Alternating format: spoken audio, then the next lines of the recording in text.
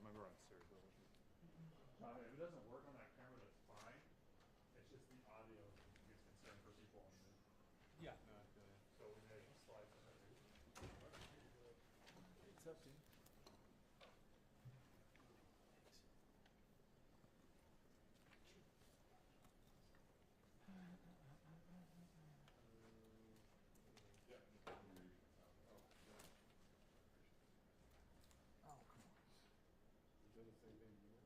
Yeah, it's not working now on this either.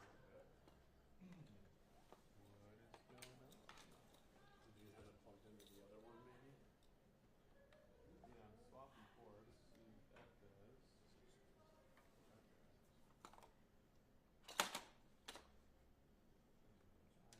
I'm so confused. That's not working.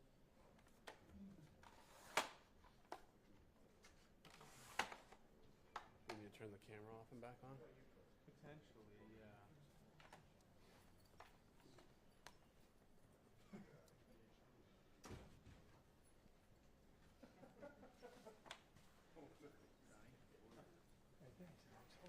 Thick this week. Oh, Hanny's. I guess so.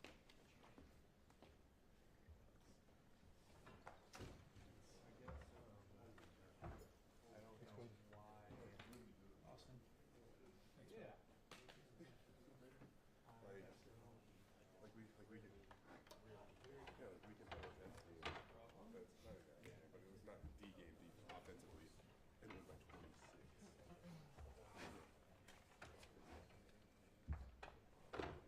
Somebody said that, McVay's like Sean McVay, the defensive version. And I'm like, hey, come on, wait a minute, let me see this. And I'm like, oh God, he's McVay defensive version.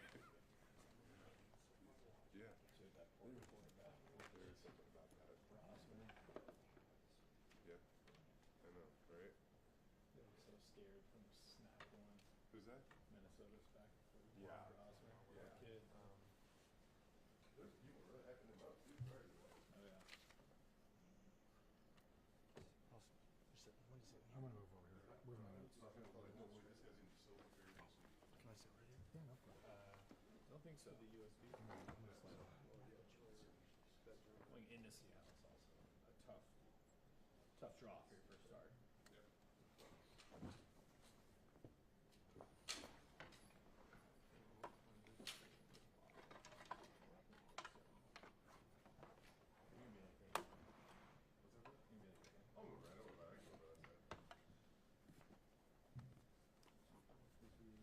Sunroof down, 30 degrees, jamming.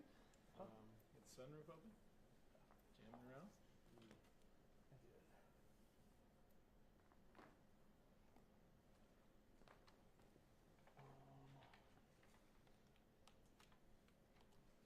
Because it's not, it's the issue is here.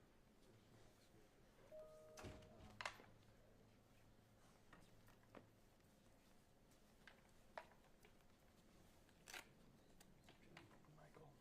How are you, bud? Good, man. You better if Jaden Daniels hadn't got hurt. Yes. You better if Jaden Daniels hadn't got hurt. I have to settle for Max Darnold or Sam Darnold because he sucks.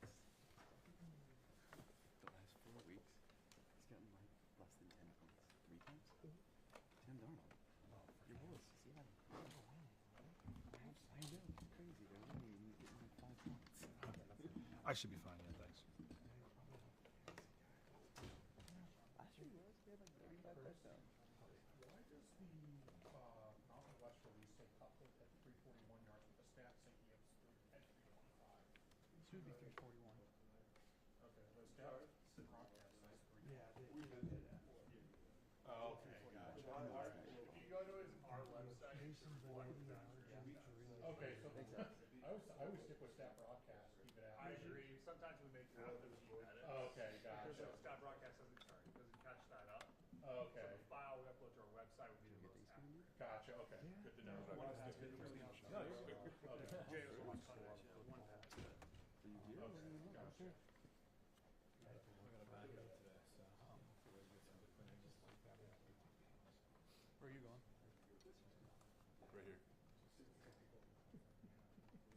I was your first.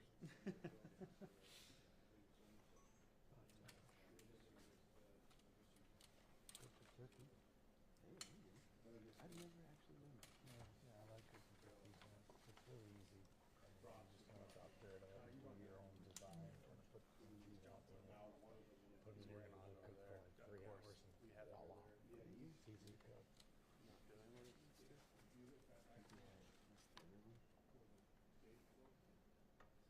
man. But yeah, that's what I used to have going on. Thank you. I loved it. Loved it. Welcome to championship week. You might have to wait a second as the Zoom gets loaded up. Okay.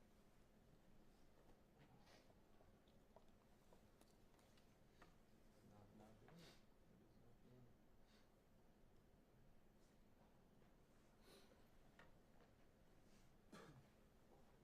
So I guess the other alternative is just the grab chair just setting up there or something, you know what I'm saying?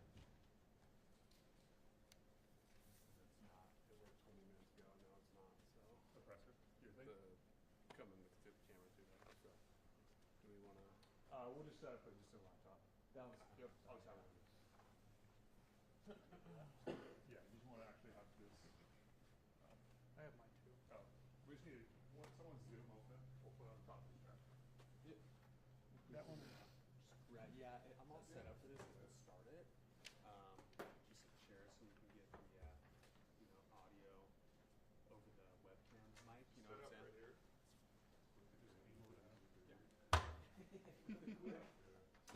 Spikes, you wasted for me? What? You wasted for me? Good work. Okay, now we can go, guys. Let me,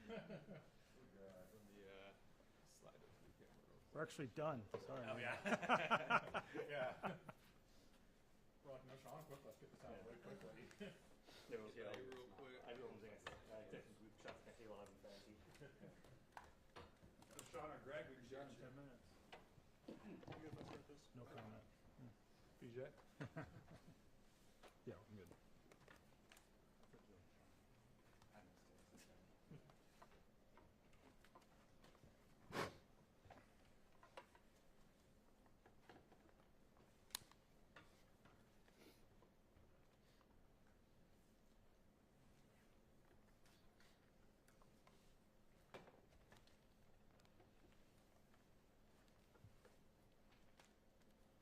You guys good?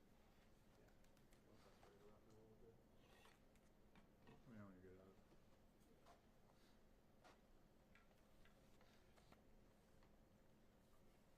Yeah, so there's a Zoom option for UNLV people, so if we go to the Zoom, that's what that's referring to, so you guys know.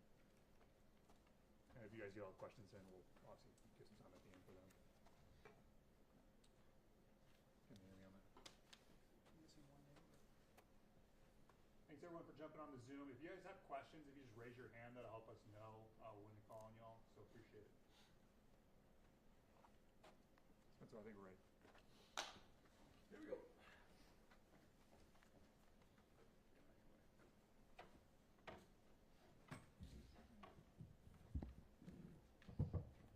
You guys ready to roll?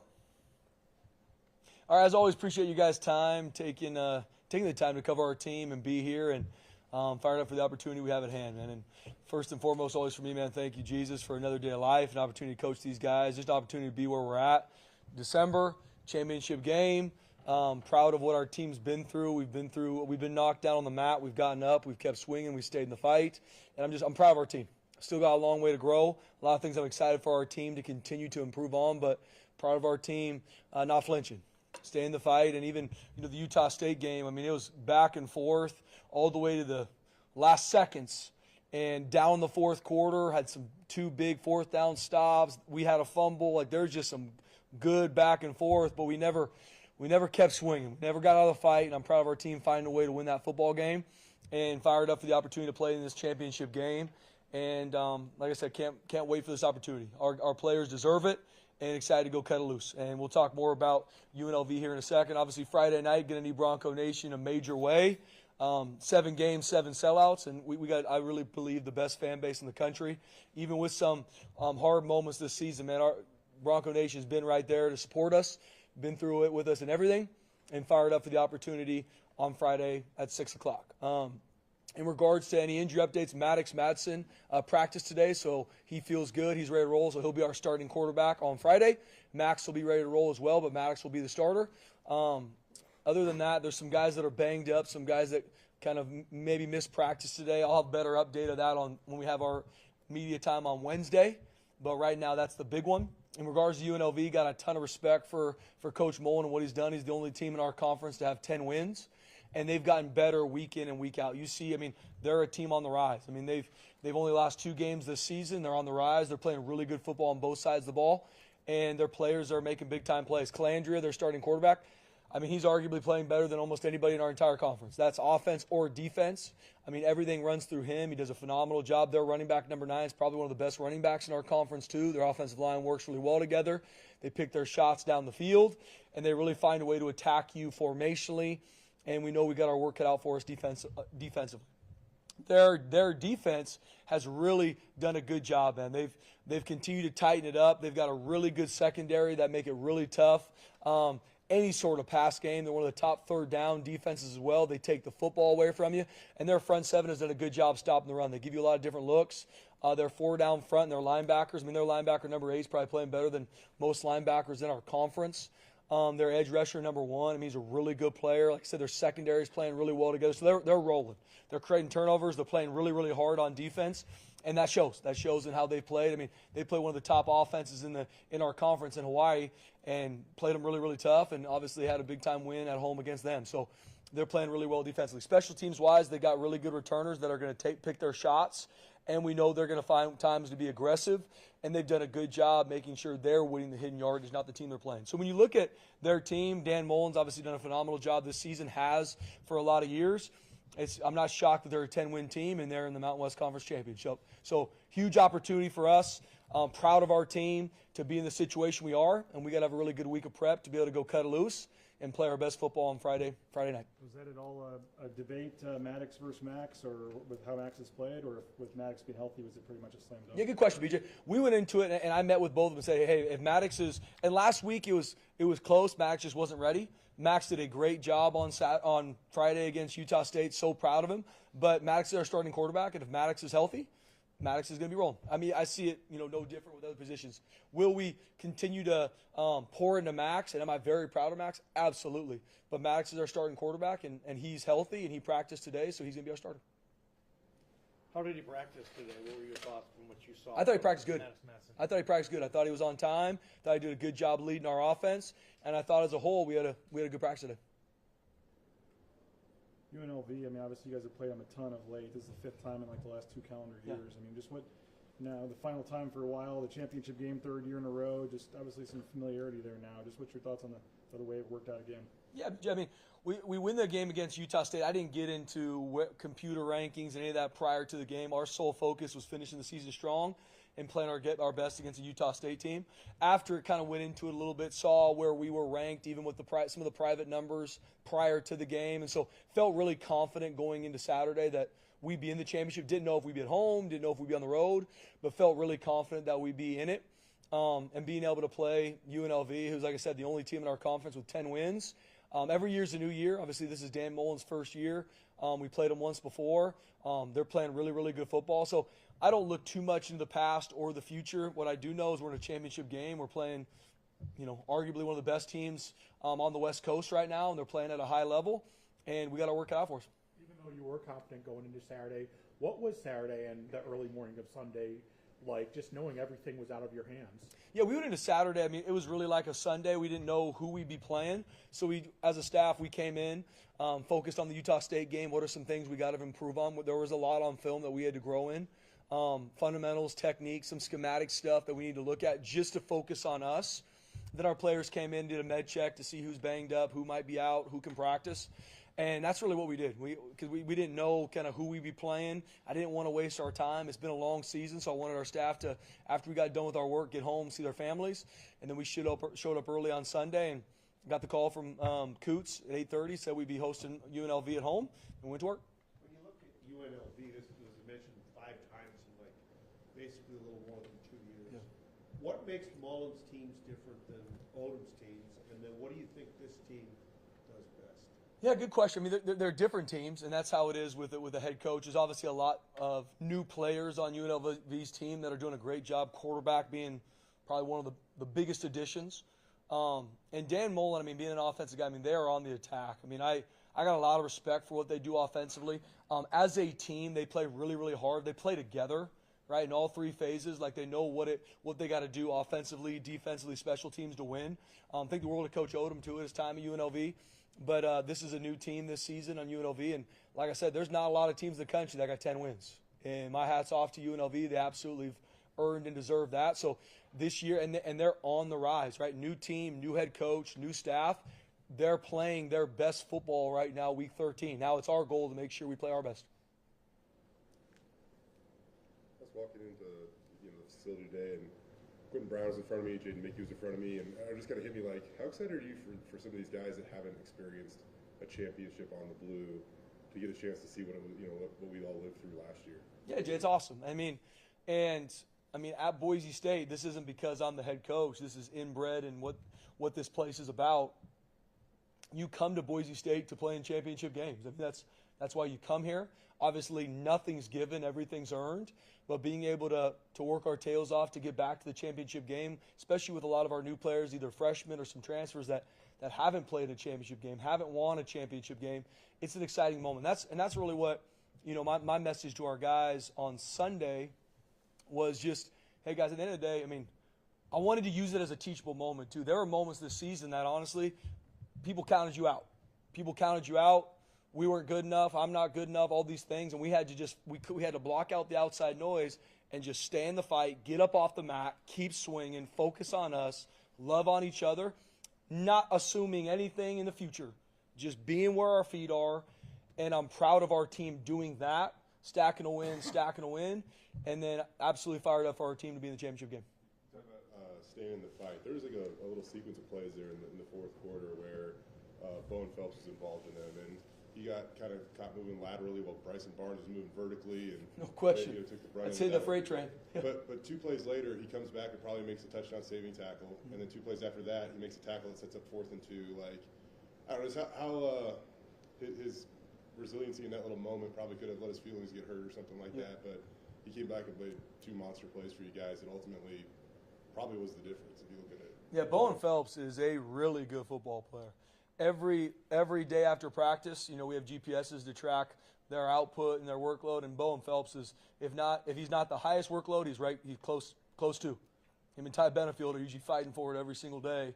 I mean, he plays this game relentless. So even in a game where there's maybe a bad play or a play he didn't play as well, he's always on to the next play. We talk a lot about not reacting, responding, and Bo does that. I mean, he's a team-first guy. He starts on 2 special teams and plays his absolute tail off, and he played well on Saturday. Are there things to get fixed? Absolutely. There's some tackling things for our defense that we need to grow in, but relentless. I mean, those 2 4th-down stops, I mean, those are huge plays in the game. If those don't go, I mean, we're down 5 with 5 minutes left. They're on the 25-yard line going in to score.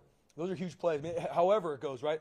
The fumble we had was a huge play, right? Anytime those takeaways and those critical moments happen, but Bowen Phelps played relentless. And I think as a team, a lot to improve on, a lot of mistakes we made, coaching, player, like there's a lot of things we have to grow in from the Utah State game. But I am proud of how hard our guys played and the physicality they brought and staying in the fight, which are foundational to playing at Boise State. And there have been times this year where that wasn't us. And we've had to grow it. We've had to double down on it. And our players have bought in, and I'm proud of the leadership on this team and where we're heading.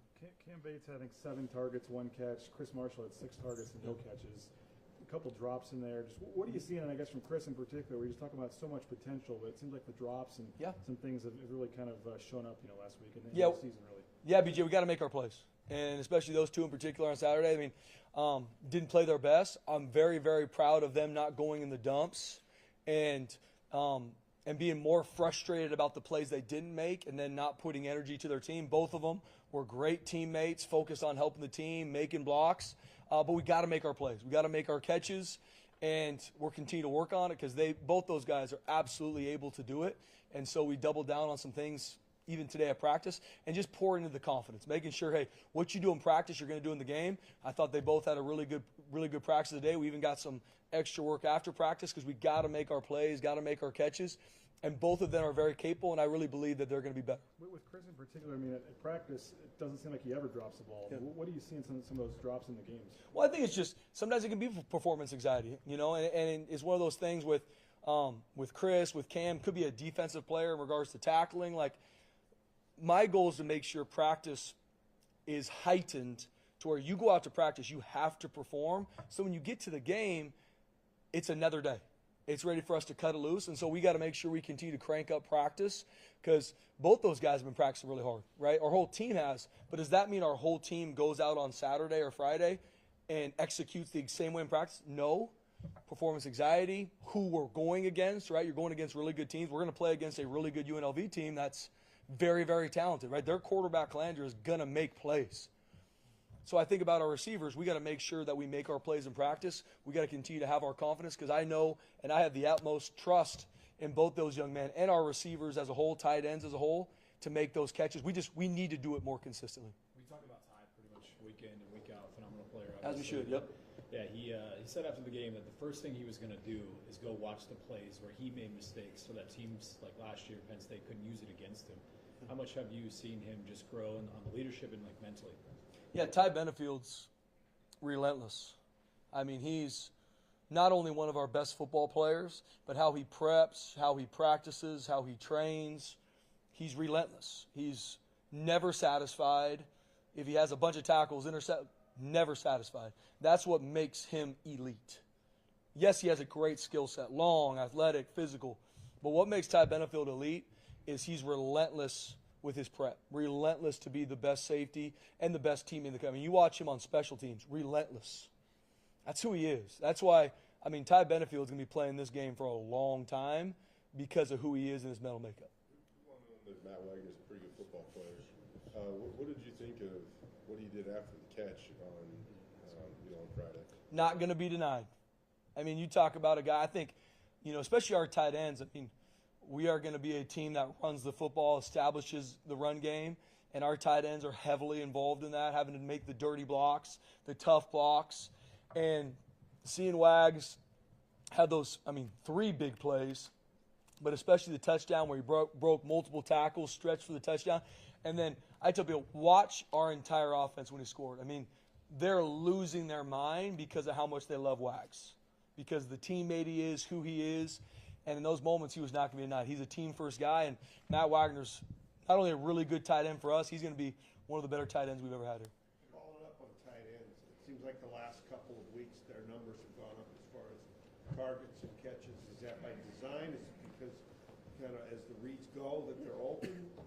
Yeah, but we first off, it's pass game, what we do. There's some designs, right? They're design screens, design throws, but sometimes too it's what we are getting from a defense.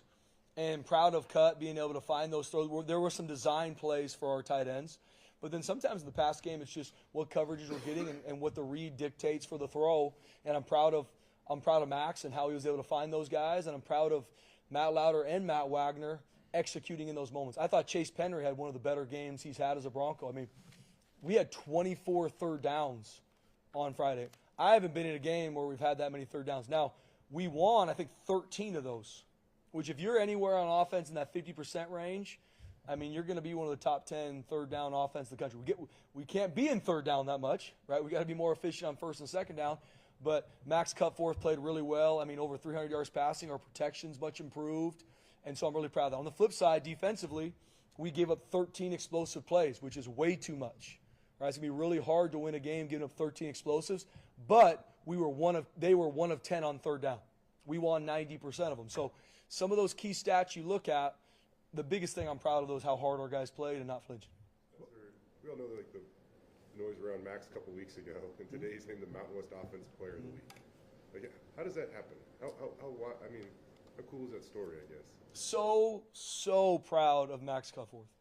I mean, a guy that came in a rough moment, went through the Fresno State game where as a team we didn't play our best. And usually when a team doesn't play their best, the immediate feedback is right at the head coach, probably second to the quarterback.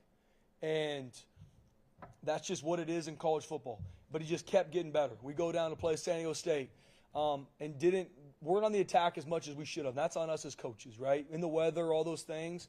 But Max kept getting better. He wasn't worried about what people were saying. He wasn't worried about me, or I can. It was him being himself, him growing, him taking command of the offense, and then seeing him go out and what he did against Colorado State, what he did against Utah State. I can't be more proud of Max Cutforth. I mean, Max Cutforth's future here is very, very bright, and I'm proud of him. What does Maddox Madsen provide, I guess, Friday night that you've missed the last couple of games when he's been out in terms of whether it's leadership or intangibles, or just what are you getting back, I guess, Friday? Yeah, BJ, I mean, Maddox healthy, right? That's what the biggest thing, and that was my conversation with both of them. Like, if Maddox Madsen is healthy and we can get out all of Maddox, he's our guy. He's our starter. Why is he our starter? There's a lot of things that come into that, right? Leadership, decision-making, making the throws when we need them, the leadership on the field, playmaking ability. Does Max have those two? Absolutely. Maddox right now is just shown to do it more in games. And Maddox is our starting quarterback. I have not wavered on that, but I am very, very proud of Max. Absolutely proud of him. But Maddox is our starting quarterback. Henry, just, with guys dropping balls and injuries and suspensions, and just what can you say? Like, he's really stood up these last few weeks and went, this is my time to shine and take a role in this offense. I am similar to what we're talking about Max Cutforth, how proud I am of him. I am so proud of Chase Penry. We've had a lot of different things happen in our receiver room. From your point, we've had suspensions, had injuries, just had things go on in our pass game and especially in our receivers. But Chase Penry has been a constant. I mean, shows up to work every day, hasn't missed a practice, has to make some of the toughest blocks we ask at receiver, and then make some of the biggest throws across the middle, getting hit by safeties. And he's just very, very consistent. He made some big-time plays for this team on Friday against Utah State, and I can't be more proud of him because Chase Penry's absolutely – he's deserved it, he's earned it, and he's a huge player for our team. With Maddox, obviously you can't simulate game speed, so he hasn't played in a month. So how do you kind of try to accelerate maybe that in practice? Yeah, we got to make sure that our scout team looks are fast, then they're giving the most realistic look we can. Not going to be the level that we're going to see against UNLV. We're playing a really talented defense, but just got to get him ready. Maddox is a very, very smart football player. He can do a lot in practice. He can learn a lot in practice. He can learn a lot from film. But I'm sure in the game he's going to have to get in rhythm. I mean, to your point, he hasn't played in a month, but I have absolute trust in him. Why do you have confidence that Sherrod Smith was ready for the moment? Yeah. First off, Sherrod Smith, how his mentality, how he practices, he's banged up, had shoulder injury, had to miss a game, but just a phenomenal competitor. I mean, from fall camp, competing, and Coach Warren's done a good job. Our corner room is deep. And there's competition through the roof in that corner room. If you're off, you're probably not playing. And that's what we want at every position. And Coach Warren's done a great job. And Sherrod's been on the rise since he came on campus this summertime. He's a sophomore, and Sherrod Smith's going to be one of the better corners I think we've ever had here. And he's continuing to grow. He's gotten plays in games, and he's continually playing more because he's earned it. And the moment's never too big for him. How he trains, how he preps, one of the toughest dudes on our team, one of the fastest guys on our team. But he's also a great teammate. Works his tail off on special teams. He can listen. He can learn. And so in that moment, covering the best receiver, making the big-time tackle, he's ready for the moment because he's done it in practice, and he's continually grown. When you look at game film this week, how much do you turn to that October 18th film, and how much do you say, these two teams have changed, let's look at something more recent? How much do I look at? The game you guys played. Yeah, we look at it. I mean, you're playing a common opponent, right? So, they're going to make changes from that game. We're making our changes from that game. But we look at it, look to see the things that they liked against us. I mean, they made a lot of plays, right? We made plays in the game. So looking at the things that we know they're going to try to attack in all three phases, we're making our adjustments. I mean, Coach Mullen's a really good coach. They're going to have their adjustments. They're going to have things we haven't seen too. So we use it just like we'll use the other games that we're breaking down from the season. But we know that they're going to adapt and adjust as well.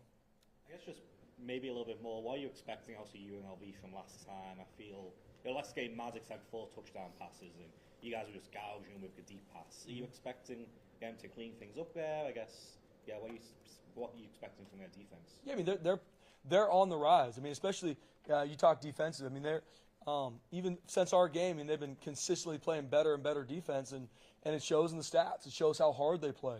and they're playing really well together. Once again, they're the only 10-win team, one of the few 10-win teams on the West Coast. And that's a testament to them growing and them playing better football. And they've earned and deserved to be in this situation.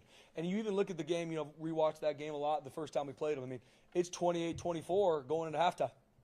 And we get a pick six, we get some things that go our way. But that game was going to go either way. I mean, it was an absolute dogfight.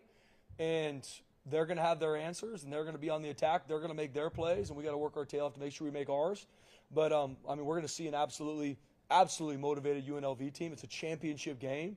They got great coaches. They got great players. We're going to be motivated. The ball's going to get put down at 6 o'clock on Friday. You mentioned in the postgame a couple of times, hey, we're back-to-back champs. To win 3 in a row, what would that mean for this program? And everybody knows, obviously, you're leaving the conference. But just to get a third straight title, what would that mean? Yeah, it's awesome, Beej. I mean, not going to talk too much about being 3 in a row and those things. Obviously, that's awesome. That's what we want. It's all about winning the 2025 Mountain West Championship. Every year's a new year. We'll have players on our team, either seniors or people that are here that won't be. I mean, every year's a new year in college football, and we take it week by week. Right now, we're blessed and honored to be in this championship game, have it on the blue against a phenomenal opponent. I don't think too much that this is the 5th time we played UNLV in the past